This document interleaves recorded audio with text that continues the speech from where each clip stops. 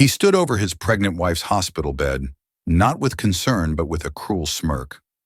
"She's richer than you'll ever be," he sneered, flaunting his mistress. He thought his $1 million empire made him a king, and his wife, Isabella, just another pawn in his game. But he had no idea the woman he was mocking, the mother of his unborn child, was the sole heir to an $800 million tech fortune.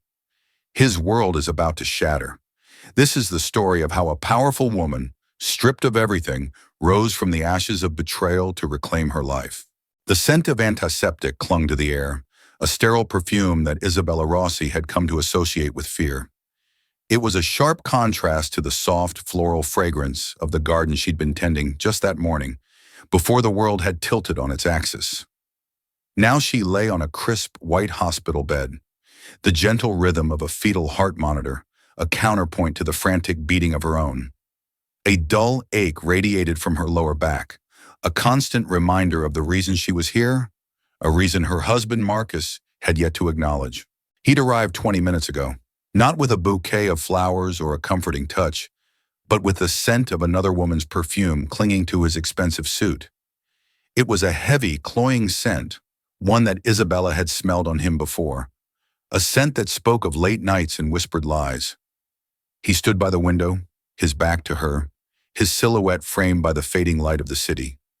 He was a handsome man, with a sharp jawline and a confidence that bordered on arrogance.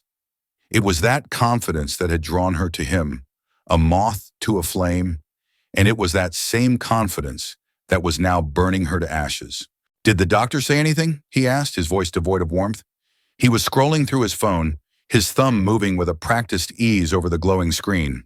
He hadn't looked at her, not really, since he'd walked in. His eyes had flickered over her, a brief dismissive glance before settling on his phone.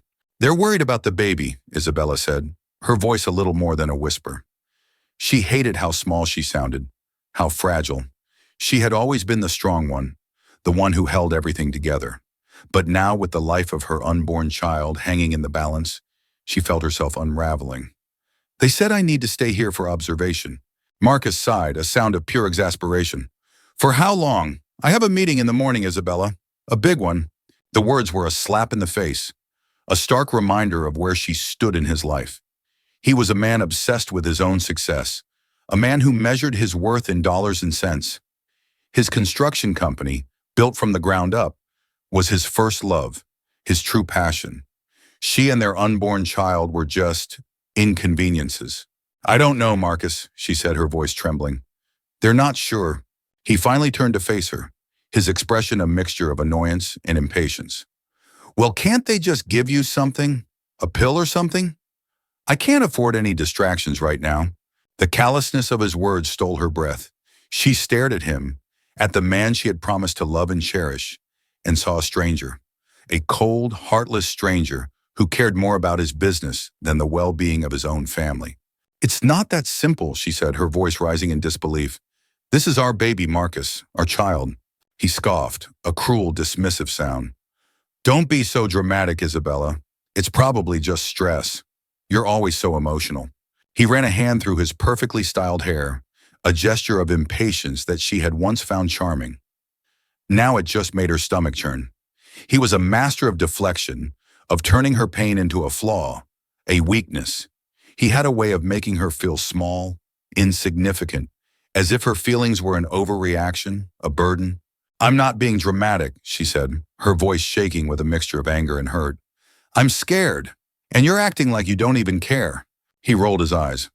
"Of course I care, but I also have a business to run, a business that pays for this fancy hospital room, by the way." The words hung in the air, heavy and suffocating. He had always held his wealth over her head, a constant reminder of her dependence on him. She had come from a simple background, a world away from his lavish lifestyle. He had swept her off her feet, a whirlwind romance that had left her breathless. She had fallen for the charming, ambitious man who had promised her the world. But the man who stood before her now was not the man she had married. This man was a stranger, a cruel, calculating man who saw her as nothing more than a possession. "I don't care about the fancy room, Marcus," she said, her voice cracking. "I care about our baby. I care about us." He let out a humorless laugh. Us? There is no us, Isabella. Not anymore. The words hit her like a physical blow, knocking the air from her lungs.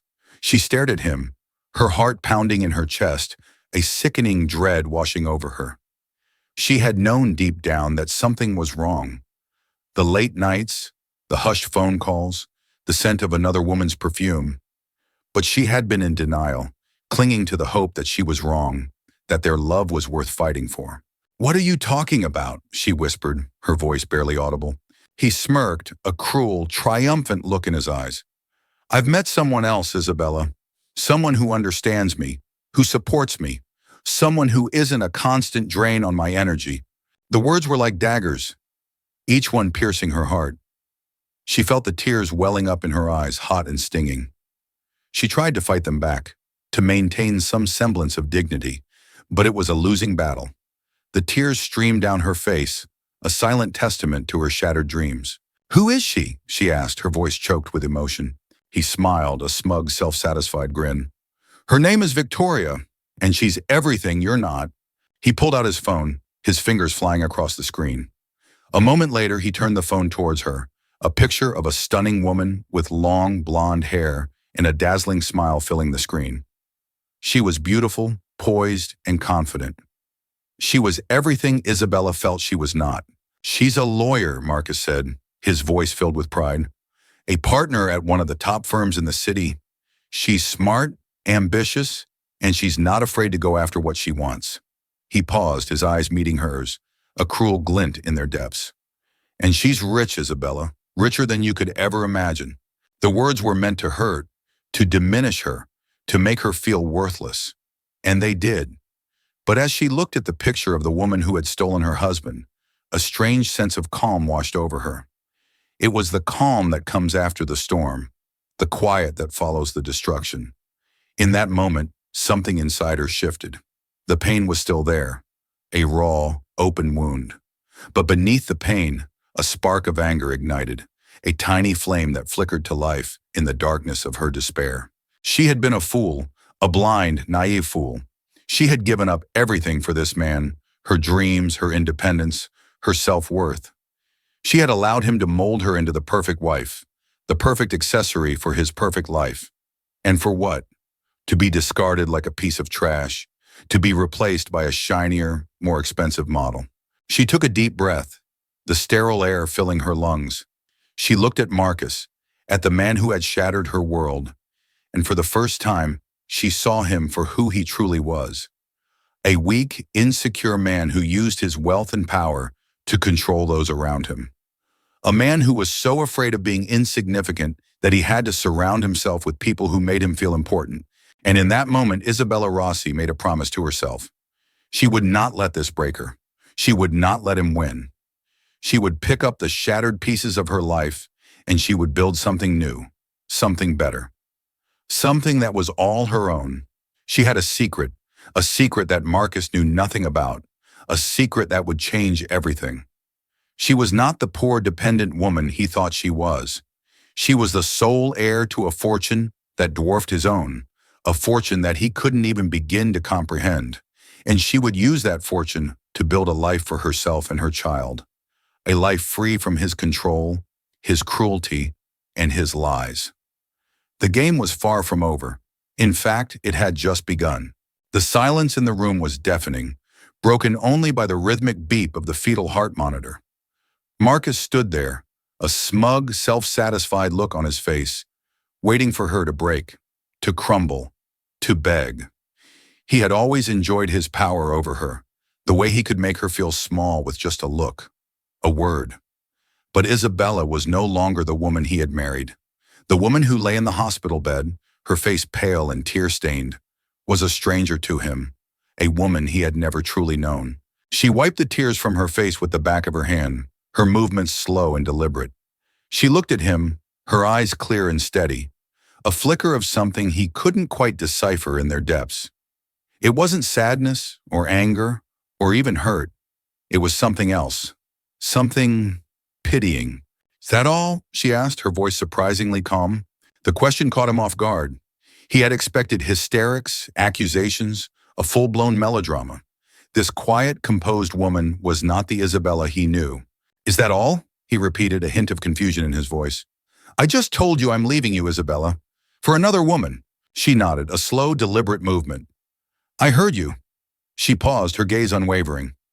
"I just thought there might be more to it. A grand finale, perhaps. A PowerPoint presentation on Victoria's many virtues?" The sarcasm in her voice was a new development, a weapon she had never wielded before. It unnerved him, threw him off balance. He was used to her tears, her pleas, her quiet submission. This new Isabella was a formidable opponent, one he was not prepared for. "Don't be ridiculous," he snapped, his voice a little too loud in the quiet room. "Am I?" she asked, a ghost of a smile playing on her lips. "You come in here while our child's life is in danger, and you tell me you're leaving me for another woman. A richer woman, no less. Forgive me if I find the whole thing a little cliché." The word hung in the air, a challenge, a taunt. He felt a flush of anger rise in his cheeks. How dare she? How dare she mock him, belittle him, after everything he had given her? "You have no right to judge me," he said, his voice low and menacing. "You have no idea what I've been through, the pressure I've been under." "Oh, I think I do," she said, her voice soft but firm. "You're a man who is so terrified of being ordinary that you have to surround yourself with extraordinary things. An expensive car, a fancy house, a beautiful wife, and now a rich mistress. It's all just window dressing, isn't it, Marcus? A way to convince yourself that you're something special." The words hit their mark, a direct blow to his fragile ego. He stared at her, his mouth opening and closing like a fish out of water. He had always seen her as simple, uncomplicated, easy to read. But this woman who saw right through him, was a stranger. "You don't know me," he said, his voice barely a whisper. "I know you better than you know yourself," she said, her voice filled with a sad, weary resignation. "I know that you're a man who is so consumed by his own ambition that he has no room for anyone else. Not for me, not for our child. We're just collateral damage in your relentless pursuit of success." She shifted in the bed, the movement causing a wince of pain to cross her face. She placed a protective hand on her swollen belly, a gesture that was both maternal and fierce. "But you're wrong about one thing, Marcus," she said, her voice regaining its strength. "I'm not weak. I'm not a victim, and I will not let you destroy me." She looked at him, her eyes burning with a newfound determination. "You want a divorce? You'll get one. But you're not getting a single penny from me. Not now, not ever." He let out a short, incredulous laugh. "From you? What could you possibly have that I would want?" She smiled, a slow, knowing smile that sent a shiver down his spine. "You'd be surprised." The door to the room opened, and a nurse walked in, her cheerful demeanor a stark contrast to the palpable tension in the room. "Everything all right in here?" she asked, her eyes darting between Isabella and Marcus. "Everything's fine," Isabella said, her voice bright and clear. "My husband was just leaving." She looked at Marcus, her gaze cold and dismissive. "Weren't you, darling?" The word was a mockery, a final parting shot. He stared at her, a mixture of anger and confusion warring within him. He didn't understand this new Isabella, this woman who had somehow found her strength in the midst of her pain. He had expected her to be broken, shattered, but she was anything but. She was unbreakable. He turned and walked out of the room without another word, the sound of his expensive shoes echoing in the silent hallway. He felt a strange sense of unease, a feeling that he had made a terrible mistake. He had come to the hospital to end his marriage, to cut ties with the woman he no longer loved. But he had a feeling that he had just started a war that he was not prepared to fight. As the door closed behind him, Isabella let out a long, shuddering breath. The mask of composure fell away, revealing the raw, agonizing pain that lay beneath. The tears she had been holding back streamed down her face, hot and silent. She had been strong for him, for herself, but now in the quiet of the room, she allowed herself to grieve. For the love she had lost, for the dreams that had been shattered, for the future that had been stolen from her. She had meant what she said. She would not let him destroy her. She would fight for herself, for her child. And she had a weapon that he knew nothing about, a weapon that would give her the power to not only survive, but to thrive. She reached for her phone, her fingers trembling as she dialed a number she had not called in years. It was a number that connected her to a past she had tried to escape, a world she had left behind. But now it was a world she desperately needed. The phone rang once, twice, before a familiar voice answered. "Isabella, is that you?" The voice was filled with a mixture of surprise and concern. It was the voice of her father's lawyer, a man who had been a constant presence in her life before she had met Marcus. "It's me, Mr. Davies," she said, her voice thick with unshed tears. "I need your help." There was a pause on the other end of the line, and then, in a voice filled with a quiet, unwavering loyalty, he said, "Anything, Isabella. Anything you need." A sense of relief washed over her, a feeling of hope in the midst of her despair. She was not alone. She had an ally, a powerful one, who would help her fight for her future. The road ahead would be long and difficult, she knew. But for the first time since she had walked into this hospital, she felt a glimmer of hope. The storm was far from over, but she had found her anchor, and she would hold on for herself and for the tiny life that was growing inside her. She was Isabella Rossi, and she was not a woman to be trifled with. Marcus had made a grave miscalculation. He had underestimated her, and he would live to regret it. The call to Arthur Davies was a lifeline, a thin thread of hope in the swirling chaos of her life. He had been her father's most trusted advisor, a man of quiet integrity and unwavering loyalty. After her father's death, he had become her protector, her confidant, the keeper of her secrets. He was the only one who knew the truth about her inheritance, the staggering weight of the fortune that had been left to her, a fortune she had tried so desperately to escape. She had met Marcus just a few months after her father's funeral. She had been adrift, lost in a sea of grief, and he had been her anchor. He had been charming, ambitious, and completely oblivious to the name she carried, the legacy she had inherited. For the first time in her life, she had felt seen for who she was, not for what she was worth. And so, she had made a choice. She had hidden her identity, her wealth, her past. She had wanted to build a life with him on her own terms, a life free from the suffocating weight of her family's fortune. She had been so naive, so foolishly optimistic. "Isabella, what's wrong?" Arthur's voice was laced with concern. He had always been able to read her, to sense her distress even from miles away. "Everything, Arthur," she said, her voice breaking. "Everything is wrong." She told him everything, the words tumbling out of her in a rush of pain and betrayal. She told him about Marcus, about the other woman, about the cruel, dismissive way he had treated her in the hospital. She told him about the baby, about the fear that had been her constant companion for the past few hours. He listened patiently, his silence a comforting presence on the other end of the line. When she was finished, he let out a long, weary sigh. "I never trusted him, Isabella," he said, his voice filled with a quiet sadness. "There was always something about him, something I couldn't quite put my finger on." "You were right," she said, her voice barely a whisper. "You were right about everything." "It's not about being right, my dear," he said gently. "It's about making sure you're safe, that you're protected." He paused, and then, in a voice that was both firm and reassuring, he said, "Don't you worry about a thing, Isabella. I'll take care of everything." The words were a balm to her wounded soul. For so long she had felt alone, isolated, trapped in a gilded cage of her own making. But now she had an ally, a powerful one, who would fight for her child. "What should I do?" she asked, her voice filled with a newfound hope. "For now, you just focus on getting better," he said. "Focus on the baby. I'll handle Marcus." The way he said his name, with a quiet, steely determination, sent a shiver down her spine. Marcus had no idea what was coming. He had picked a fight with a woman he thought was weak and defenseless, but he had unknowingly declared war on a dynasty. The next few days were a blur of doctors, nurses, and medical tests. The bleeding had stopped, and the baby's heartbeat was strong and steady. But the doctors wanted to keep her for a few more days, just to be safe. She didn't mind. The hospital room had become her sanctuary, a safe haven from the storm that was raging outside. She had not heard from Marcus, and she was grateful for the silence. She needed time to heal, to process, to plan. She spent her days reading, listening to music, and talking to the tiny life that was growing inside her. She told her baby stories sang her lullabies, and promised her a world filled with love and laughter, a world free from the cruelty and betrayal that had shattered her own. On the third day, Arthur came to visit.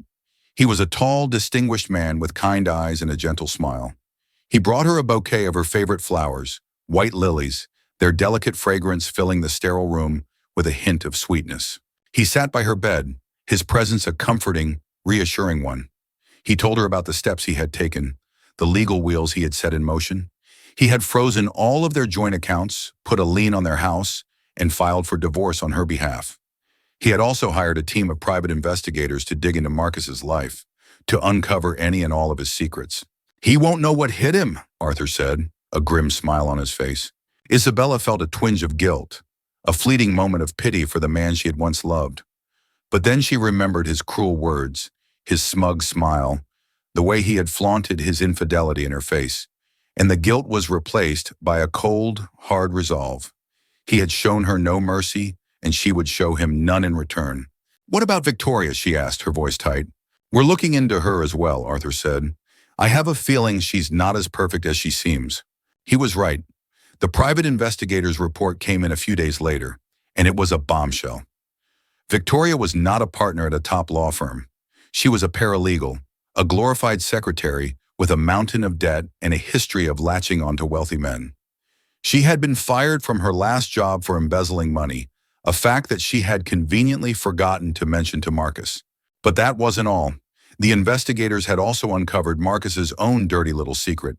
His company, the one he had built from the ground up, the one he was so proud of, was on the verge of bankruptcy. He had been living a lie, a carefully constructed facade of success and wealth. He had been using her perceived wealth, to secure loans, to keep his creditors at bay. His affair with Victoria was not about love, it was about survival. He had thought he was trading up, ditching his simple, unassuming wife for a rich, powerful mistress. He had no idea that he was a pawn in a much larger game, a game that he was about to lose, spectacularly. The news hit Isabella like a tidal wave, a mixture of shock, anger, and a strange, twisted sense of vindication. He had mocked her, belittled her, made her feel worthless, and all along, he had been the one who was living a lie. She thought about her father, about the lessons he had taught her. He had been a ruthless businessman, a man who had built an empire from nothing. But he had also been a man of integrity, a man who had always treated people with respect. He had taught her that true wealth was not measured in dollars and cents, but in character, in honor, in the way you treated others. Marcus had none of those things. He was a hollow man, a man with a bankrupt soul, and in that moment, Isabella knew what she had to do. She would not just divorce him, she would destroy him. She would strip him of everything he held dear, his company, his reputation, his pride. She would make him pay for his betrayal, for his cruelty, for the pain he had caused her. It was not about revenge, not entirely. It was about justice. It was about reclaiming her power, her identity, her life. She was not just Isabella Rossi, the scorned wife. She was Isabella De Luca, the daughter of a titan, the heir to a fortune. And it was time for the world and for Marcus to see who she really was. The day Isabella was discharged from the hospital was a cool, crisp autumn day. The city was a kaleidoscope of colors, the leaves on the trees a fiery mix of red, orange, and gold. It was a day for new beginnings, a day for fresh starts. And for Isabella, it was the day she declared war. She didn't go back to the sprawling, empty house she had once shared with Marcus. Instead, she checked into a luxury suite at the Four Seasons, a room with a breathtaking view of the city skyline. It was a small act of defiance, a way of reclaiming her independence, her power. She was no longer the woman who lived in his shadow. She was a woman who could afford to live in the sun. Arthur had arranged everything. Her bags were waiting for her in the suite, her favorite books were on the nightstand, and a team of security guards was stationed in the hallway, ensuring her privacy and her safety. He had thought of everything, his meticulous attention to detail, a comforting reminder that she was not alone. She spent the first few days in a state of quiet reflection. She read, she rested, she took long, leisurely baths in the marble tub. She was healing, both physically and emotionally. The pain of Marcus's betrayal was still there, a dull ache in her heart, but it was no longer all-consuming. It was being replaced by a sense of purpose, a steely resolve that she had not felt in years. She had a team of lawyers working around the clock, a team of financial advisors managing her assets, a team of public relations experts crafting her narrative. She was a general, and they were her army. And they were preparing for a battle that would shake the very foundations of Marcus's world. The first shot was fired a week after she left the hospital. It was a quiet, subtle shot, a ripple in the financial world that only a few would notice. But it was a shot that hit Marcus where it hurt the most: his company. Isabella, through a series of shell corporations, began buying up his debt. She became his biggest creditor, the one who held his fate in her hands. He had no idea. He was too busy trying to keep his company afloat, too busy dealing with the fallout from his affair with Victoria. The news of his impending divorce had been leaked to the press, and the story had been a sensation. The media had painted him as a villain, a heartless tycoon who had abandoned his pregnant wife for a younger, more glamorous woman. His reputation was in tatters, his business was suffering, and his investors were getting nervous. And then the second shot was fired. This one was not so subtle. It was a full-blown explosion, a bombshell that rocked the city. The story of Victoria's embezzlement, her mountain of debt, her history of preying on wealthy men, was plastered on the front page of every newspaper, on every gossip blog, on every news channel. The woman he had flaunted as his prize, his trophy, was a fraud, a con artist, a gold digger. Marcus was a laughingstock. He was a fool who had been played, a man who had traded his loyal, devoted wife for a cheap imitation. The public, who had once admired him for his business acumen, his Midas touch, now saw him for what he was: a pathetic, insecure man who had been blinded by his own arrogance. He tried to do damage control, to spin the story, to salvage his reputation, but it was too late. The narrative had been written, and he was the villain. He was a man who had lost everything: his wife, his child, his business, his pride. And then the final shot was fired. It was a direct hit, a kill shot. Isabella, through her lawyers, called in his debt. All of it. He was given an ultimatum: pay up or lose his company. He was trapped, cornered, with no way out. He had no one to turn to. His friends had abandoned him, his investors had pulled out, and Victoria had disappeared, leaving him to face the consequences of his own actions. He came to her then, a broken, desperate man. He stood in the lobby of the Four Seasons, his expensive suit rumpled, his face pale and drawn. He was a shadow of the man he had once been, the arrogant, self-assured tycoon who had held the world in the palm of his hand. He begged her for forgiveness, for mercy, for a second chance. He told her he had made a mistake, that he had been a fool, that he still loved her. The words were hollow, empty, meaningless. They were the words of a desperate man, a man who was fighting for his survival. Isabella listened to him, her expression unreadable. She let him grovel, let him plead, let him humiliate himself. She wanted him to feel the same powerlessness, the same desperation that he had made her feel. When he was finished, she looked at him, her eyes cold and hard. "It's too late, Marcus," she said, her voice devoid of emotion. "You had your chance, and you threw it away." She turned and walked away, leaving him standing there, a broken man in a broken suit. She didn't look back.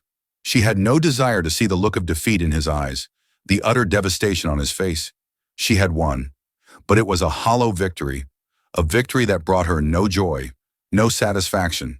She had destroyed him, just as she had planned. But in doing so, she had also destroyed a part of herself, the part that had once believed in love, in happily ever after, in the goodness of people. She had won the war, but she had lost the battle for her own soul. And she knew with a certainty that chilled her to the bone that the scars of this battle would stay with her for the rest of her life. Marcus watched her walk away, her back straight, her head held high. She was a queen, and he was a peasant, groveling at her feet. The irony was not lost on him. He had once been the king of his own kingdom, a self-made man who had built an empire from nothing. And now he was nothing. A man with a bankrupt company, a shattered reputation, and a broken heart. He had underestimated her, a fatal miscalculation that had cost him everything. He had seen her as a simple, unassuming woman, a beautiful accessory to his perfect life. He had never bothered to look beneath the surface, to see the strength, the intelligence, the fire that lay hidden in her depths. He had been a fool, blinded by his own arrogance, his own ambition. He had been so focused on climbing the ladder of success that he had forgotten what was truly important. He had sacrificed his marriage, his family, his happiness for the sake of his ego. He thought about Victoria, the woman who had been his downfall. He had been so captivated by her beauty, her confidence, her supposed wealth. He had seen her as his equal, his partner in crime, his ticket to the next level. But she had been a mirage, an illusion, a beautiful lie. She had played him, used him, and then discarded him like a piece of trash. He was alone, completely and utterly alone. He had no one to blame but himself. He had made his bed, and now he had to lie in it. The next few weeks were a living hell. His company was dismantled, sold off piece by piece to pay his debts. The empire he had spent his life building was reduced to ruins. He was forced to sell his house, his car, his expensive toys. He was a king without a kingdom, a man without a home. He moved into a small, dingy apartment in a rundown part of the city. It was a far cry from the lavish penthouse he had once called home. The silence in the apartment was deafening, a constant reminder of his failure, his loneliness. He tried to find a job, but no one would hire him. His name was poison, his reputation was in tatters. He was a pariah, a social leper, a man who was shunned by the very society that had once celebrated him. He hit rock bottom, a dark, desolate place where the only companions were regret and despair. He thought about ending it all, about taking the easy way out. But then he thought about Isabella, about his unborn child, and he knew that he couldn't give up. He had to find a way to atone for his sins, to make amends for the pain he had caused. He started small. He got a job as a construction worker, a laborer, a man who worked with his hands. It was hard, grueling work, but it was honest work. It was a way to rebuild his life, brick by brick, from the ground up. He lived a simple life, a life devoid of the luxuries he had once taken for granted. He ate simple food, wore simple clothes, and found a strange sense of peace in the simplicity of it all. He was no longer the man who was defined by his wealth, his success, his possessions. He was just a man who was trying to find his way back to himself. He thought about Isabella often. He wondered how she was, how the baby was. He missed her more than he had ever thought possible. He missed her smile, her laugh, the way she would look at him with a love that he had been too blind to see. He knew that he had lost her forever, that he had no right to be a part of her life, of their child's life. But he couldn't help but dream of a different future, a future where he could be the husband and father he should have been. He started writing to her, long, rambling letters that he never sent. He poured his heart out to her, his regrets, his remorse, his love. He told her everything he had been too proud, too arrogant to say before. The letters were a form of therapy, a way to process his emotions, to come to terms with his past. He had no idea that Isabella was also struggling, that her victory had been a hollow one. She had everything she had ever wanted, her freedom, her independence, her power, but she was also alone, and the loneliness was a constant ache in her heart. She had a beautiful baby girl, a tiny, perfect creature who had her father's eyes. She named her Grace, a reminder of the unmerited favor she had been shown, the second chance she had been given. She loved her daughter with a fierce, all-consuming love. But there were times in the quiet of the night when she would look at her daughter's face and see a ghost of the man she had once loved. And the pain of his betrayal would come rushing back, as fresh and as raw as it had been on that day in the hospital. She had won the war, but she was a soldier with battle scars, a queen with a heavy heart. She had built a new life for herself and her daughter, a life of wealth and privilege, a life free from the man who had broken her heart. But she couldn't escape the ghost of her past, the memory of a love that had once been her everything. And she knew, with a certainty that haunted her, that she would never be truly free until she found a way to forgive him and to forgive herself. Grace's first birthday was a lavish affair. Isabella had spared no expense, transforming the ballroom of the Four Seasons into a whimsical wonderland of pink and gold. There were pony rides, a petting zoo, a carousel, and a cake that was a work of art, a multi-tiered masterpiece of spun sugar and buttercream. It was a celebration of life, of hope, of new beginnings.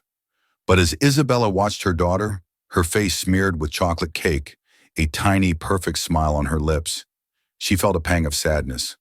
There was a missing piece to this perfect picture, a void that no amount of money or extravagance could fill. She had created a beautiful life for her daughter, a life of comfort and security, but she couldn't give her the one thing she wanted most, a father. She thought about Marcus, as she often did in the quiet moments of her life. She wondered where he was, what he was doing, if he ever thought about her, about their daughter.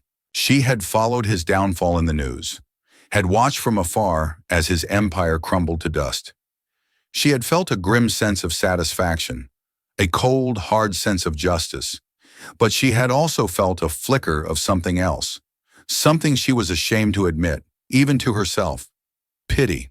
She had seen a picture of him in a tabloid, a grainy, unflattering photo of a man who looked nothing like the confident, arrogant tycoon she had married.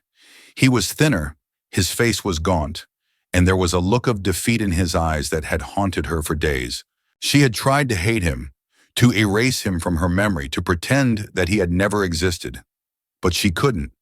He was a part of her history, the father of her child.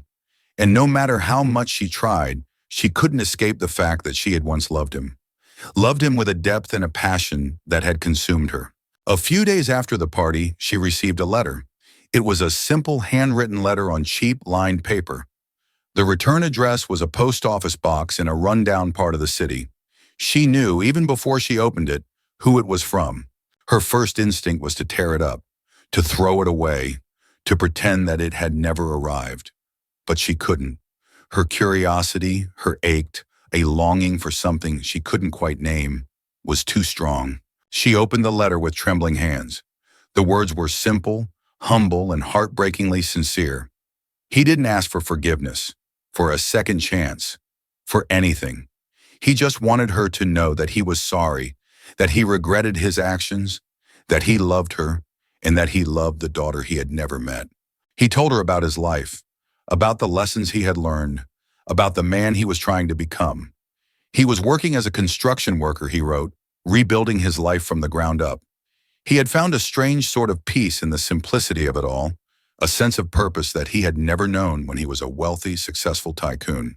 He ended the letter by saying that he understood if she never wanted to see him again, that he had no right to be a part of her life, of their daughter's life, but he hoped that one day she would be able to tell their daughter that her father was not a monster, that he was just a flawed, foolish man who had made a terrible mistake. Isabella read the letter over and over again, the tears streaming down her face. The words were a balm to her wounded soul, a flicker of hope in the darkness of her despair. He was not the man she had married, the cruel, heartless man who had broken her heart. He was a different man, a man who had been humbled, who had been changed, who had found redemption in the ruins of his life. She thought about her daughter, about the questions she would one day ask, about the void in her life that only a father could fill. She had a choice to make, a difficult, complicated choice. She could continue to hate him, to punish him, to keep him away from his daughter. Or she could find it in her heart to forgive him, to give him a second chance, to give her daughter the gift of a father. It was a risk, a big one. He had hurt her, betrayed her, shattered her world. But he had also given her the greatest gift of her life, her daughter. And for that, she would always be grateful. She picked up her phone and dialed a number she had not called in a long time. It was the number of her private investigator, the one who had helped her destroy Marcus's life. "I have a job for you," she said, her voice firm and clear. "I want you to find Marcus Rossi. I want you to know everything about him, where he lives, where he works, who he sees. But I don't want him to know that you're watching him. I just want to know that he's okay." It was a small step, a tentative one, but it was a step in the right direction. It was a step towards forgiveness, towards healing, towards a future that she had never thought possible. A future where her daughter might know her father, where her family might be whole again. The road ahead would be long and uncertain, but for the first time in a long time, Isabella felt a sense of hope. The war was over, and it was time for the healing to begin. The investigator's report landed on Isabella's desk a week later. It was a thin file, a stark contrast to the voluminous dossier he had compiled on Marcus before. This report painted a picture not of a titan of industry, but of an ordinary man. It detailed a life of quiet routine, a small, clean apartment, a grueling job at a construction site, and evenings spent alone. There were no late-night carousing, no other women, no hint of the man he used to be. The only anomaly was a weekly visit to a small, independent bookstore where he would purchase a single children's book. The details snagged at Isabella's heart. She could picture him, his large, calloused hands carefully turning the pages of a picture book, a ghost of a smile on his face. Was he imagining reading to a daughter he'd never met? The thought was a painful, yet tender, intrusion. She had spent the past year building walls around her heart, high, impenetrable fortresses to protect herself and Grace. But Marcus's letter, and now this report, had found a crack in her defenses. A part of her, a part she had thought long dead, was beginning to stir. She knew what she had to do. It was a terrifying prospect, a leap of faith into an unknown future. But she also knew that she couldn't live in the past forever. She had to move forward for herself and for her daughter. She chose a neutral location, a small, quiet park in the city, a place where they could talk without the weight of their history hanging over them. She sent him a simple one-line text. "Meet me at the park on Saturday at noon. I'll have Grace with me." She didn't know if he would come. A part of her hoped he wouldn't, that he would make the decision for her, that she could retreat back into the safety of her anger. But a larger part of her, a part that she was just beginning to acknowledge, hoped that he would. He was there, waiting for her on a park bench when she arrived. He looked different, older, more weathered. There were lines around his eyes that hadn't been there before, and his hair was flecked with gray at the temples. He was wearing simple, clean clothes, a stark contrast to the designer suits he had once favored. He stood up when he saw her, his hands shoved awkwardly in his pockets. He looked nervous, uncertain, a man who was unsure of his place in the world. Isabella's heart was pounding in her chest. She held Grace a little tighter, her daughter's warm, small body a comforting weight against her own. They stood there for a moment in silence, the space between them filled with a year of unspoken words, of pain, of regret. He was the first to speak.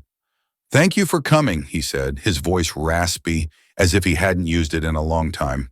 "I came for Grace," she said, her voice cooler than she had intended. He nodded, his eyes fixed on the small bundle in her arms. Can I see her?" he asked, his voice filled with a raw, naked longing.